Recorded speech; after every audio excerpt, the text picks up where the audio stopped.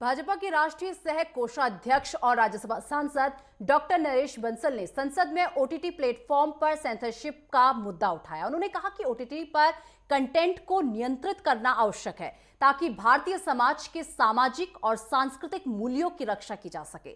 Doctor Bansal ने चिंता जताई कि ओटीटी पर बच्चों को आपत्तिजनक और मानसिक रूप से परेशान करने वाली सामग्री मिल रही है, जो उनके मानसिक विकास पर असर डाल रही है। माननीय Shri Naresh Bansal ji, demand for censorship on over the top OTT platforms. धन्यवाद उपसभापति जी। ओटीटी पर सेंसरशिप होनी चाहिए। सामाजिक मूल्यों की रक्षा के लिए यह आवश्यक है। हम चलते फिरते मनोरंजन के युग में जी रहे हैं।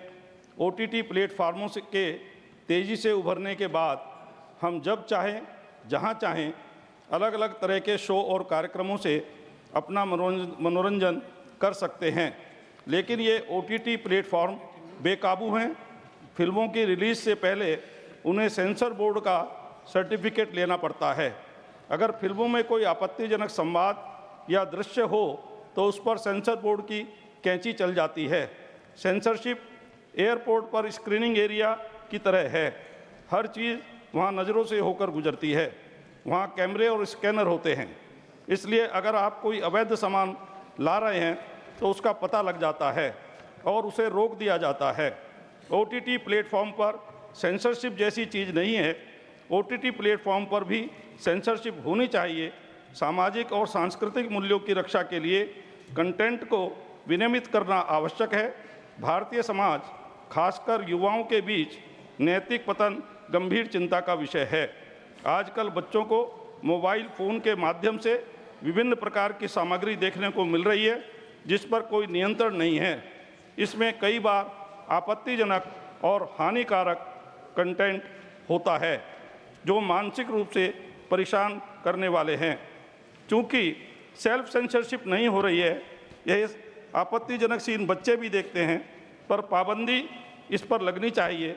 साफ सुथरा कंटेंट रहेगा तो कई गुना ज़्यादा चलेगा और लोग इसे देखना पसंद करेंगे।